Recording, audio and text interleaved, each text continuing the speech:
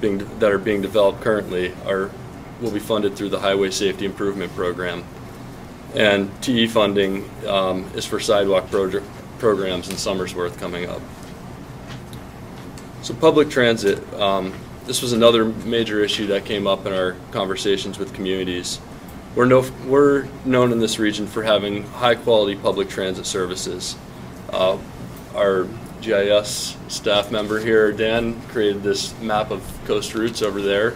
You can see that it covers a good portion of the region. It's really important to the region. Many of the service gaps over the last few years have been filled. Our agencies have been doing a really good job. But to make the routes more viable, we need to get the duration between trips down to 45 minutes or half an hour so that people can use this service to get to and from work more easily or to and from school. Another initiative for public transit is extending service hours so it's more convenient, having service on weekends and having service later into the evening so that people can actually use it to get home from work. And support for the Downeaster system is important for this region. On a daily basis, there's, or not even daily, on every run, I think, of the train, there's around 50 people in Exeter, 50 people in Durham, and 30 or 40 people, I think, in Dover that take the Downeaster in every train. And last, I'd just like to talk about an emerging corridor that we noticed from our meetings with communities. The corridor that runs from Rollinsford right up north through our region along the Salmon Falls River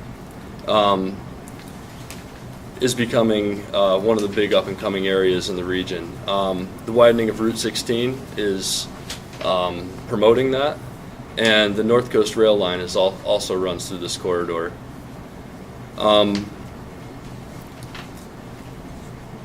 This information was reinforced, reinforced through our comprehensive economic development strategy process we did last year, where we worked with communities to talk about strategies for developing the economy in the region. And a lot of the ideas really revolved around this corridor, the North Coast Rail, and generating economic development in this area. To assist with the planning and development of this corridor, Stratford Regional Planning Commission has included measures in our Unified Planning and Work Program that will allow us to study this corridor and gain a better understanding of the resources that are there and the best strategies for developing these areas. This means looking into the bridges in the area that we were talking about. A lot of these bridges are red list. The industrial parks, understanding the existing businesses and their needs for rail sidings, and also understanding commute patterns in the area. The study is to assist our region with planning for growth in the area so we can do the best job possible fostering economic development and mitigating congestion, environmental impacts, and social impacts.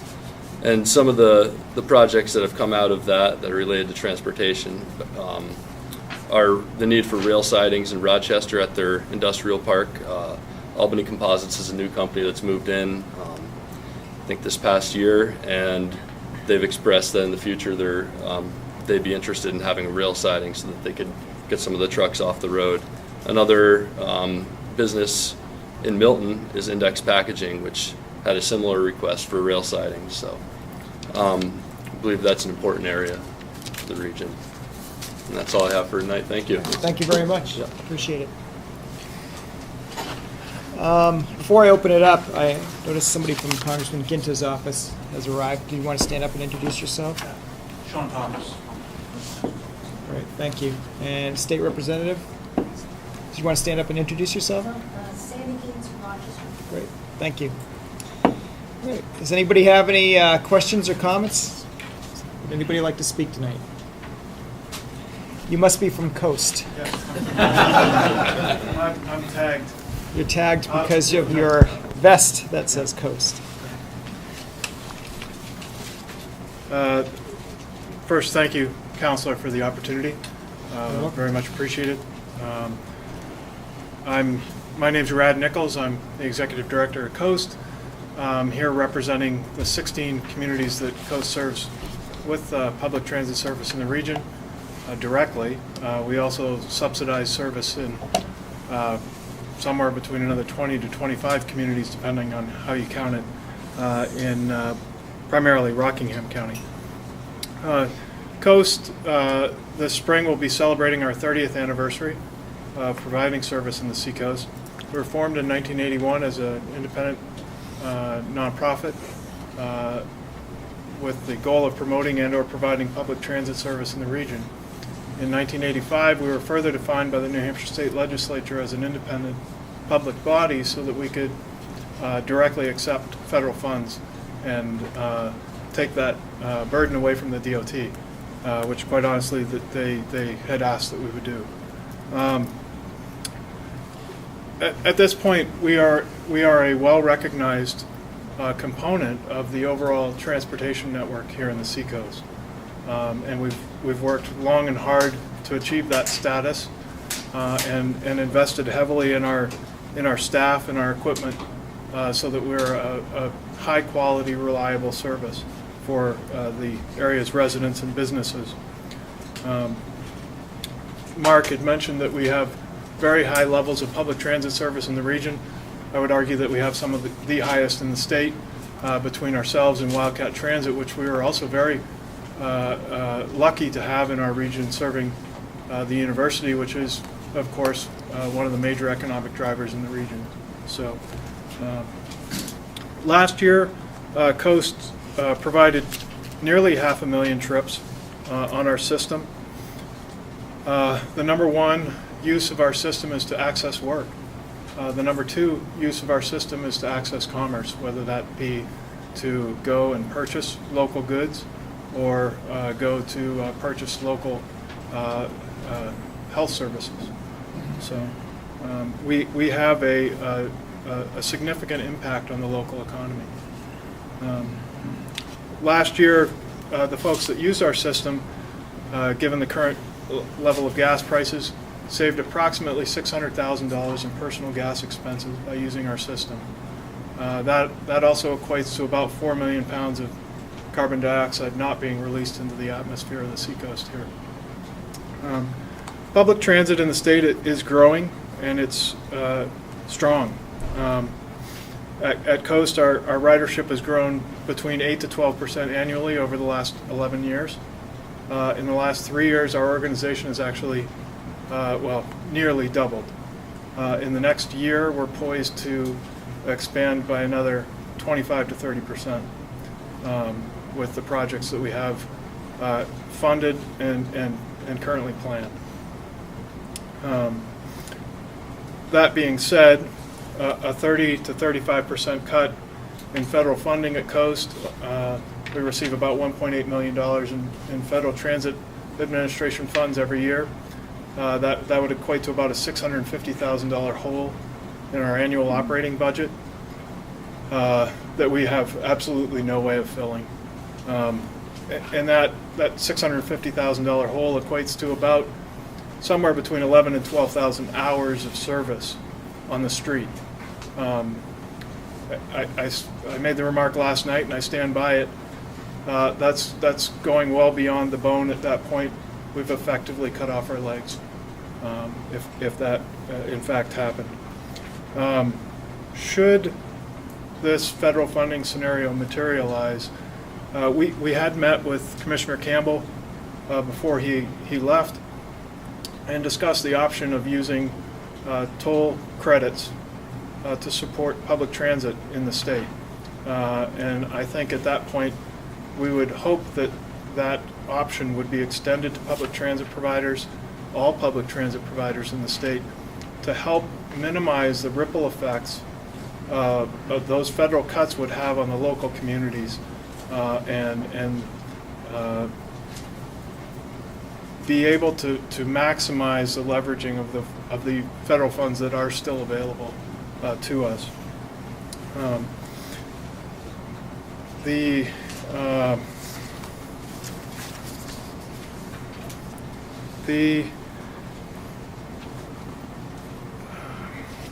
the safety, maintenance, and preservation of our overall system is paramount. We're a user of the road and bridge network. We cannot, as a provider, be concerned about whether or not a road or bridge is safe for our bus operator, our 40 to 50 folks that we have on board that bus and that vehicle. We have many red list bridges that we travel over now. Actually, last night I counted when I got to the meeting. I traveled over 3 red list bridges to get to the meeting last night. I think I traveled over 2 to get here tonight. I would argue that most folks in the state have no clue that they're regularly traveling over red list bridges and would be very uncomfortable knowing that they're traveling over bridges that are rated as structurally deficient.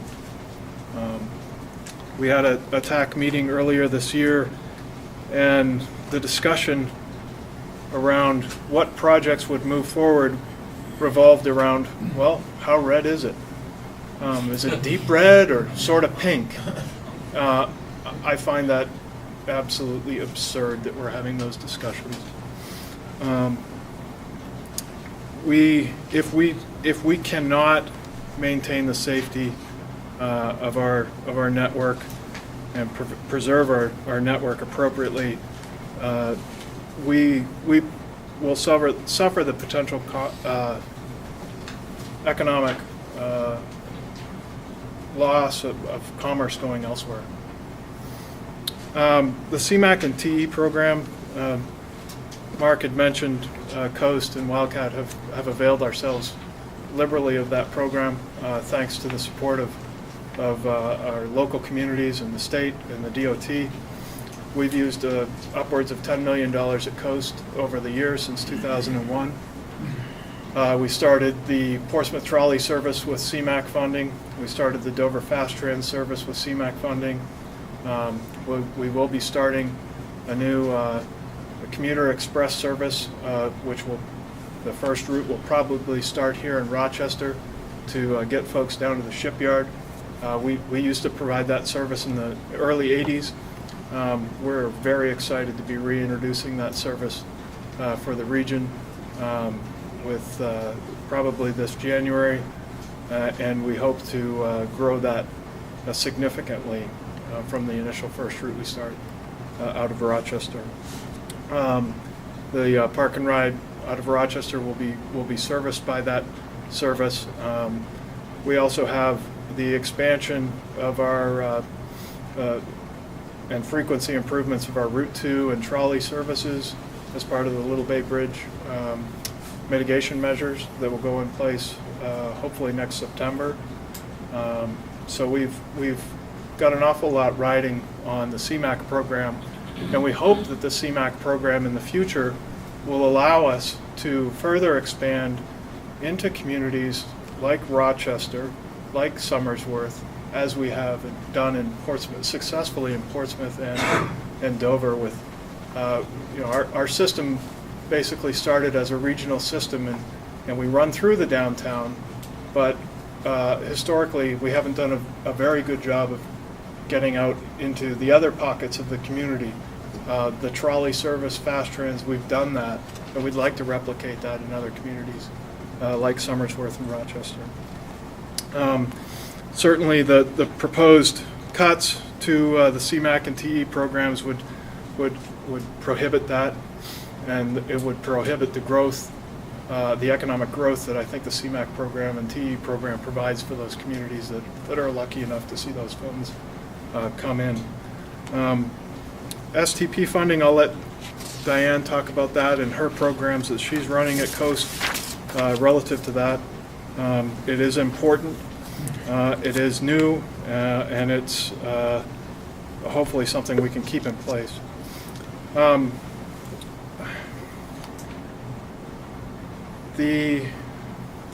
Last night, I think a really good point was made about what would happen if the grim picture that we're currently looking at for federal funding did not actually occur, and when we did see less than a 35% cut, or even, God forbid, level funding. And I thought that